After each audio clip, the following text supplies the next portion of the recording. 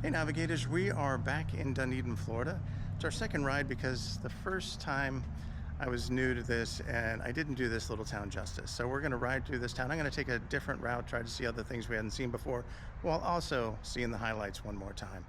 Dunedin is a beautiful place, got this beautiful marina behind me. Has a gorgeous little downtown, that like Main Street area that other small towns in Florida try to emulate. It's got amazing restaurants, awesome like activities down there. It's cool. This whole little town is amazing. If you're ever in town, you should check it out. But in the meantime, let's get on our bikes and go.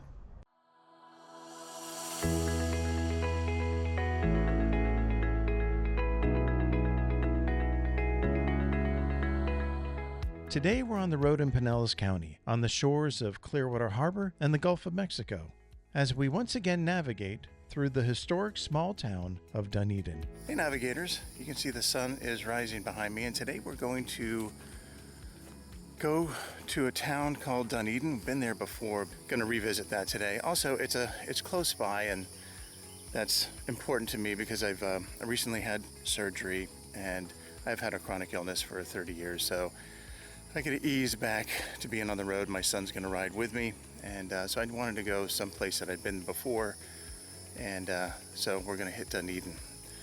It's this chronic illness and everything, which is the reason why I'm so grateful for any time that you have spent with me. Time is very precious to me, and also it's why I also like going to cemeteries, because I've had a lot of health challenges, and there's a thing called memento mori, which is remember your death, and it's not to be morbid, but just to be grateful for the day that you have today. So as the beautiful sun is rising, we're about to hit the road and have a great time, and we're going to take you along with us. So as always, thank you for spending time with me today. It means so much to me. Let's have fun.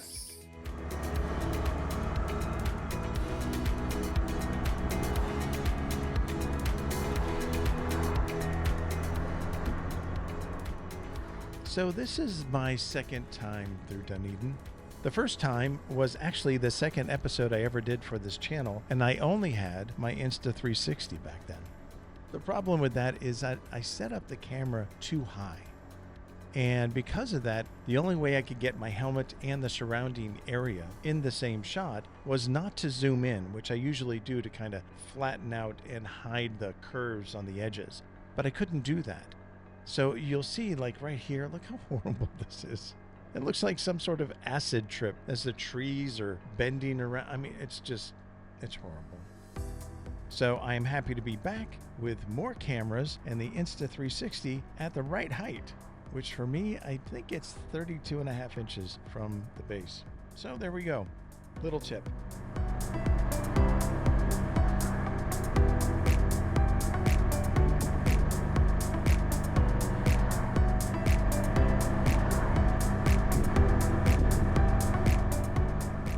One of the really unique things about Dunedin is its connection to Scotland. Richard Garrison was the first person given a land grant in Dunedin back in 1850, and the settlement was originally known as Jonesboro by a guy named George Jones. It's not too narcissistic at all. No, that was pretty common. Anyway, he was the owner of the area mercantile, but two Scotsmen, J.O. Douglas and James Somerville, later named the settlement Dunedin.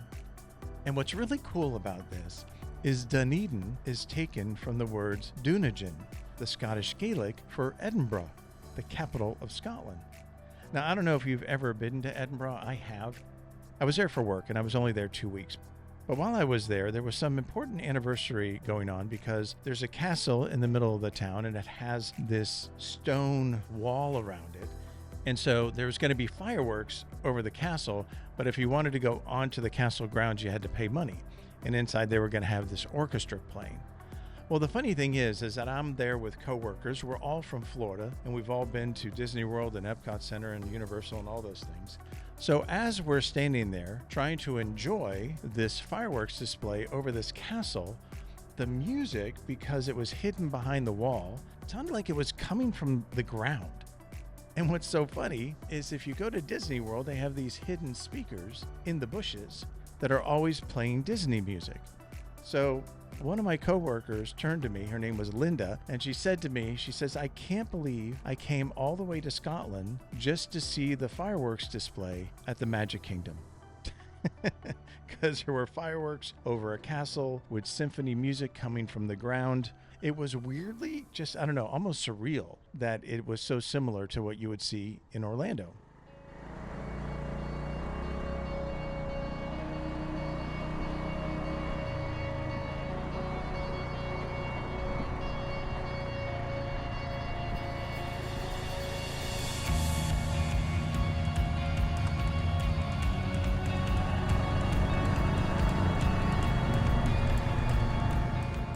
I didn't visit this harbor the last time I was here. You can see on the edge, they have a fence up there because we had the hurricanes last year, and some of the cement in the pavement had separated from the seawall. And so it's not safe enough to park there, so they had to block it off.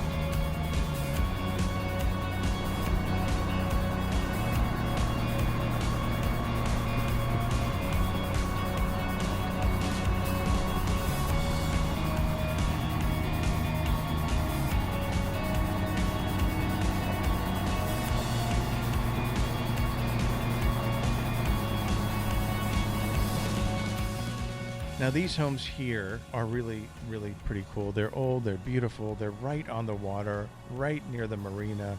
Just an idyllic place to live. I think this dirt road is a private road because it is dirt and it's not paved. And so it could make for a bumpy ride, which with Honda Navi suspension is not always enjoyable.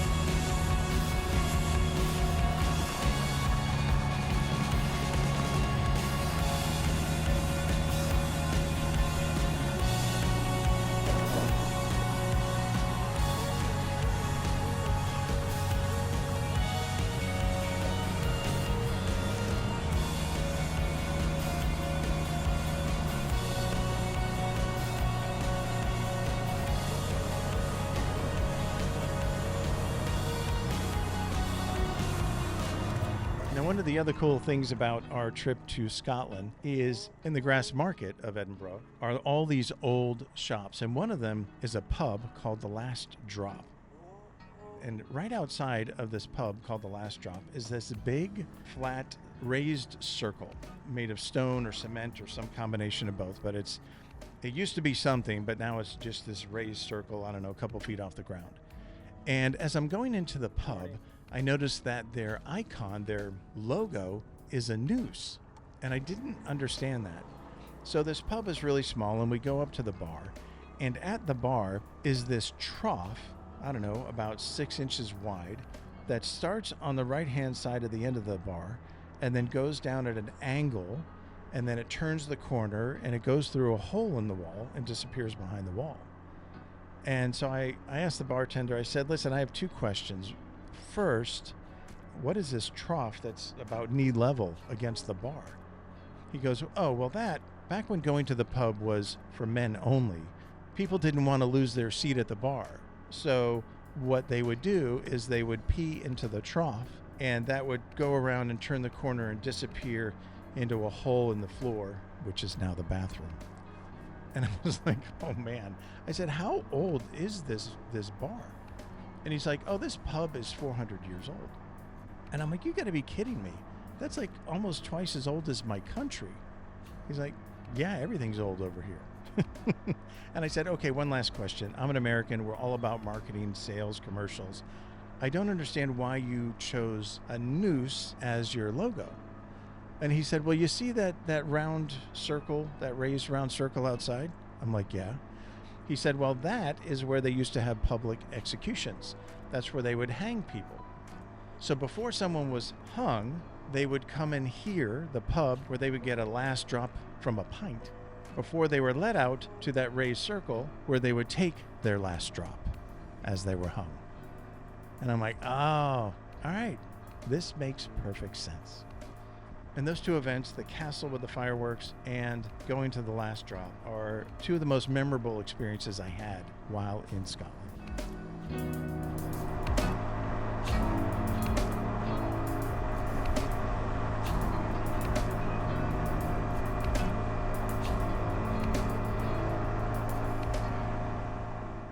Dunedin's founding, being connected to Scotland, is that they never lost that connection.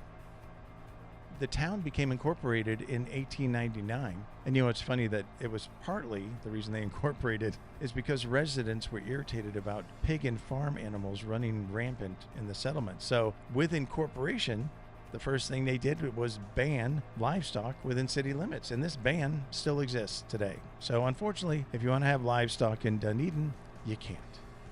Now, Dunedin's sister city is Stirling, Scotland. And Dunedin's history with Scotland is still active today with Dunedin's Highland Games.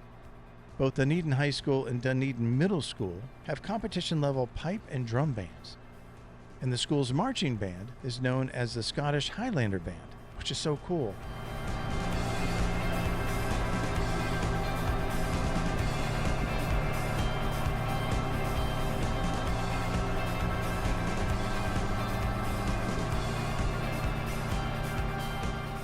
But they have these Highlander games, and these games take place over 2 days. And they have solo piping, you know, like the bagpipe, and they have drumming. They have open Highland dancing championships, parade of tartans, or tartans, I'm not sure how to pronounce that.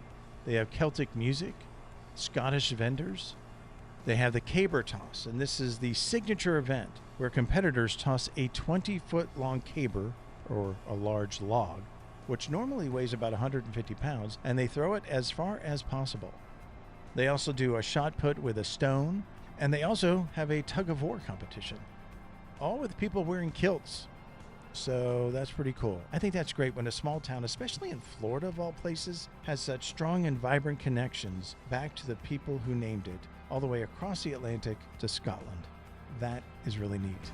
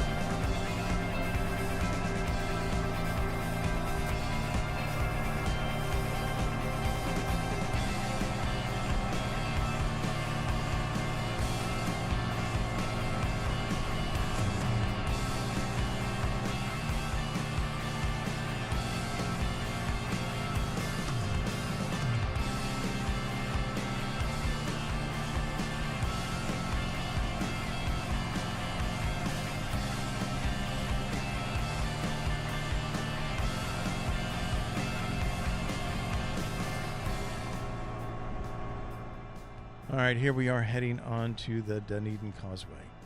And I will say this is one of the places locals will go to kind of have a quick beach experience, especially to watch a sunset. There's some great restaurants right here at the end of the causeway that overlook the water. But oftentimes you'll have residents or visitors that'll just come down. They can park their car on the beach and then just sit in their car or bring out some chairs and watch the sunset without having to travel a far distance to like Clearwater Beach or up the causeway here a little more to the beach at the end of the causeway. There's been plenty of times where my wife and I, along with our friends, have come out here and just parked the car, watched the sunset, and then went home. It's a quick way to enjoy the Florida sunsets and make it back home without too much traffic, so it's very popular. The Causeway was built in 1963 and is a series of 3 bridges that cross the St. Joseph Sound, part of the Gulf Intercoastal Waterway, and also connects us to the barrier islands of Honeymoon Island State Park.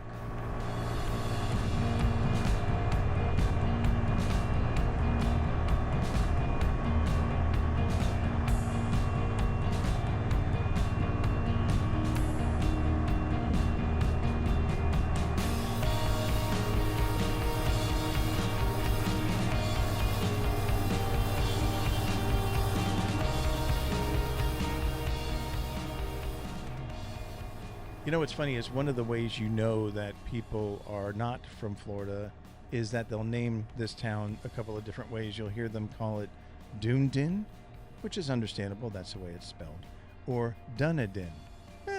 Kind of close. But Dunedin is about 23 square miles.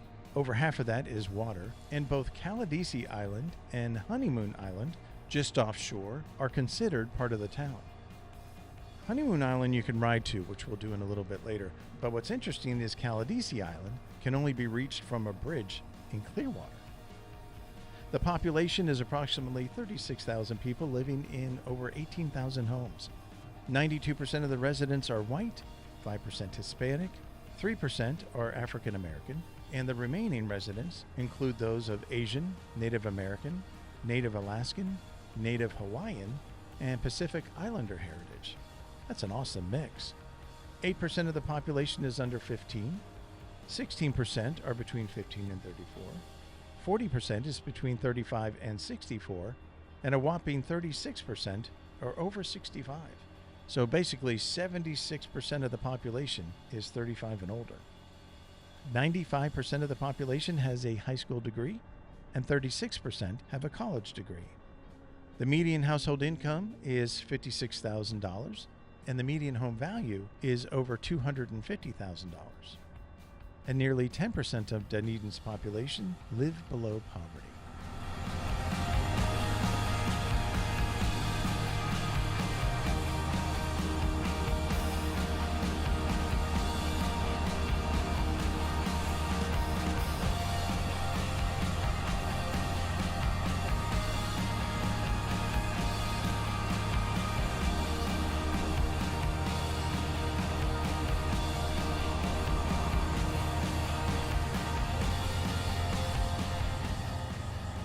Now, it costs you a couple bucks to get on Honeymoon Island.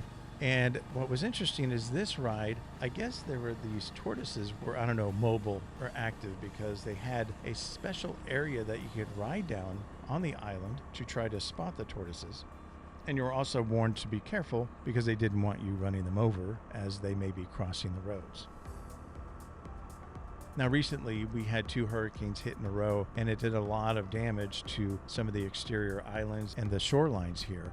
And so it certainly gave me an appreciation to what had happened to Honeymoon Island. Back in 1921, both Caladesi Island and Honeymoon Island were one island, and that was called Hog Island. But a hurricane hit in 1921, and the strength of that storm and the storm surge actually caused the one island to be turned into 2 islands. And so that's how we have Caladesi Island and Honeymoon Island. Now, Honeymoon Island received national attention in the late 1930s after Clinton Washburn, owner of the island, was having lunch with a friend who was the editor of Life magazine, one of the big magazines back in the day. Washburn mentioned that the island would make a great site for a honeymoon. The Life editor thought that was a really great story and ran with it. And that's how Honeymoon Island was born. 50 honeymoon cottages were constructed, and on May 8, 1940, the first honeymooners arrived. In all, 164 couples took part of Washburn's grand idea. Sadly for him, at the start of World War II, the island was leased to a defense contractor for rest and relaxation for his employees. So the honeymoon stopped, but the name lived on.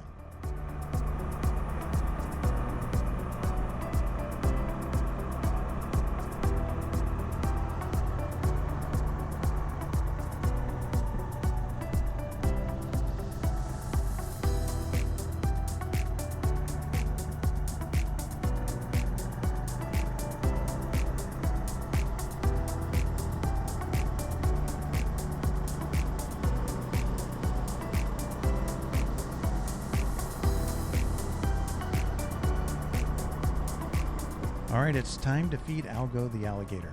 And you know, YouTube continues to make a lot of changes. What's really interesting, they're having to fight the impact of AI, because what's happened is that there's a lot of AI bots that are pretending to be people, but there's also a lot of content being made by AI. So it turns out that advertisers don't want to pay to have their ads placed on content made by AI and watched by AI. So, one of the things Google has done and YouTube has done is that views in and of themselves don't matter nearly as much, because those can be skewed based on chatbots and other AI bots. So, I'm going to ask you a favor, you don't have to do it. But the way they know that the videos now are actually being watched by humans is through engagement. So if you could, click a button or write something. So like I could have 1 million views, and if only 10 people actually interact in some way with this video, it will only track that this video had 10 views instead of 1 million. I never had 1 million views, but you get my point. So if you could, please, I don't know, do a thumbs up thingy or write a comment. Even if it's just to say, hey, or count me in, or Navi-Gators are average at best. I don't know. I don't really care. I just want, if you've enjoyed this video, please interact with it some way so that Google and YouTube will know that a human being actually watched this video. And I have one more request. I'm trying to get to 1,000 subscribers. Now, YouTube's algorithms say that they don't care how many subscribers someone has, because the way they determine what you're going to see in your feed is no longer subscribers or your past interest. It's whatever you click right now. So if you're watching Navi-Gators right now, then it's going to populate your feed with other things about Florida or motorcycles or Dunedin. They say that subscribers don't matter. However, if you actually want to get paid, if I want to make any money from the commercials that are shown during these videos, I still have to reach 1,000 subscribers before I would qualify to get any money from that. Now, I'm never going to make much money from this channel anyway. That is not the purpose of it. But I wouldn't mind if I could put some cash towards gas. Because I drive around to a lot of places. So if you could do me the favor and the honor of subscribing, if you're not already a subscriber, I would appreciate it. Anyway, those are my 2 requests. You don't have to do them. I will not be offended. But if you could, I would sincerely appreciate it.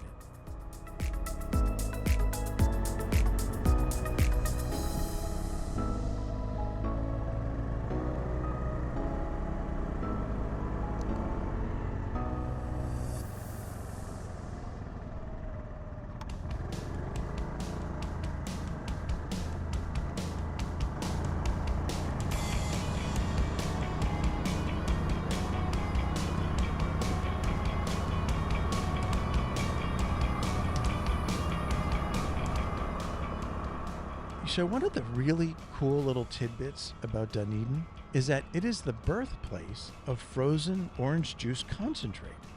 Now, gosh, we used to have that so much when I was a kid, and it was a game changer for the citrus industry because you didn't need to eat the oranges during the short period of time where it was ripe. You could juice them, take out some of the water to make it concentrate, and then freeze it. And then it could be enjoyed all year long.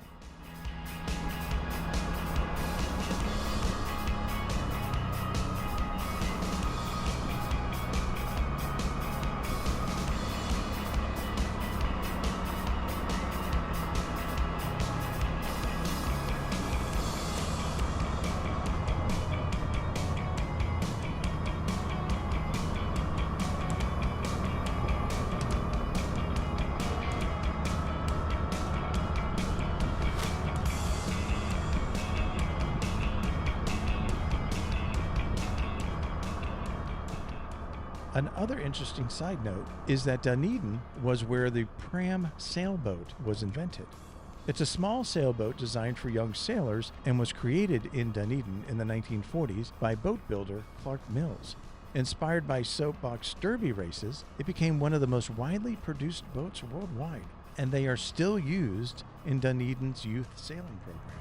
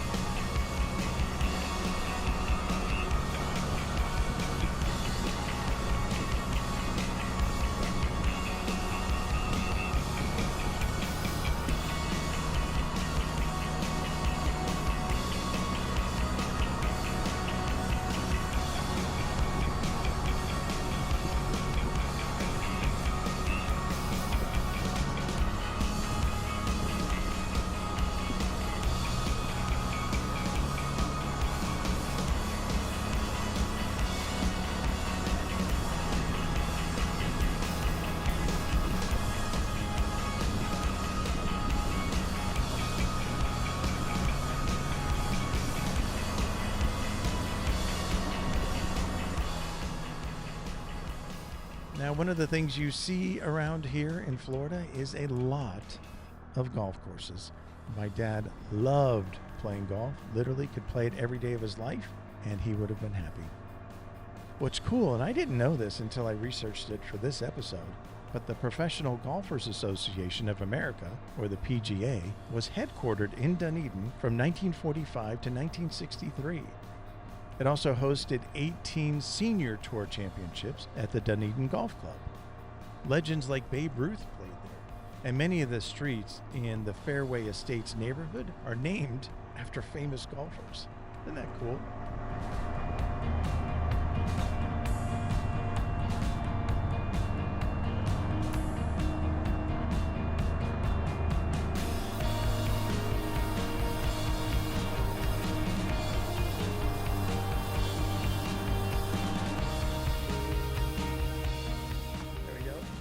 So here we are heading into downtown Dunedin. And I gotta tell you, this place is so great, especially at night. It's got some of the most amazing restaurants. My wife and I have been twice to a small, super small little place called the Black Pearl, like, Pirates of the Caribbean, but it has nothing to do with that. It's called the Black Pearl, and it's only got like 20 seats in it or something, maybe less. It's kind of expensive. We've only gone there for special occasions, but the food was tremendous. And that's what's so great about Dunedin is the food and the bars and all the attractions are just so great. And one of the reasons that's true is that it doesn't have any large commercial signage and it doesn't have hardly any national chains. So almost all the shops and the restaurants have been here for decades and they've been run by residents. For a long time, Dunedin was one of the only coastal small towns that actually had a vibrant main street with all the shops and restaurants and everything. And in the weekends, they have a lot of festivals and gatherings. It's really, really cool. It's always been just a great place to visit. And as populations have grown in all the other small towns around the area, many of them have used what Dunedin has done so well and tried to replicate it in their own small main streets. And I gotta tell you, that approach has worked. A lot of the small towns have cool main streets now with cool restaurants, events, and places to hang out with your family. Dunedin is such a family-friendly place. It's awesome.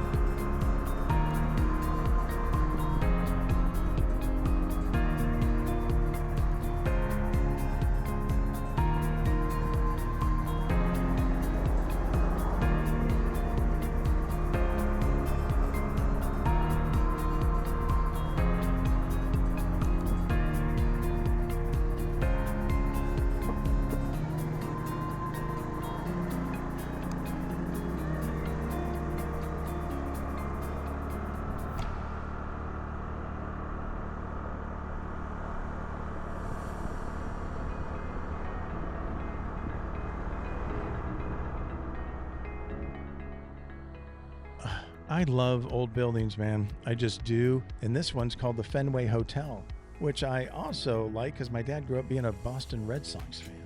I'd never been to Fenway, and I actually haven't even been to this hotel, but I like the name. It was built between 1924 and 1927 and overlooks Clearwater Harbor. It has 83 rooms and was home to the first radio station in Pinellas County. It began broadcasting in 1925. This hotel, like many other hotels in the area, only operated seasonally, and the Fenway did so until 1961. There was a period of time after that where it became a small college, but then it was restored and is now one of the historic buildings included in Marriott International Autograph Collection of hotels. It has a rooftop bar, a chop house restaurant, and evokes its history of the 1920s. So cool.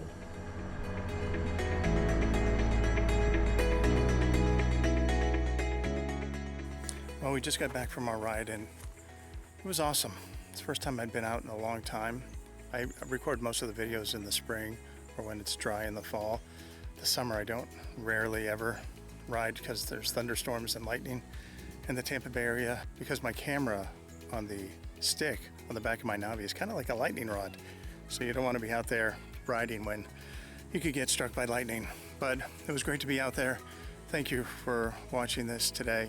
It took me a while to get the hang of it, you know, just weird that it took a while to get into the leans and all that other stuff. But it was a fun ride, very relaxing. It's one of my favorite things to do. And I'm glad you took some time to spend it with me. All right, I hope I have done justice to Dunedin. I just wanted to thank you all for joining me today. As you know, because of my health and my history, that I believe time is the most precious treasure that we have. And the fact that you have spent any of that with me means the world to me. I mean that. So remember, while you're out on the road, make sure to be kind, be generous, be safe, and most of all, have fun. All right, navigators, I'll see you guys next time.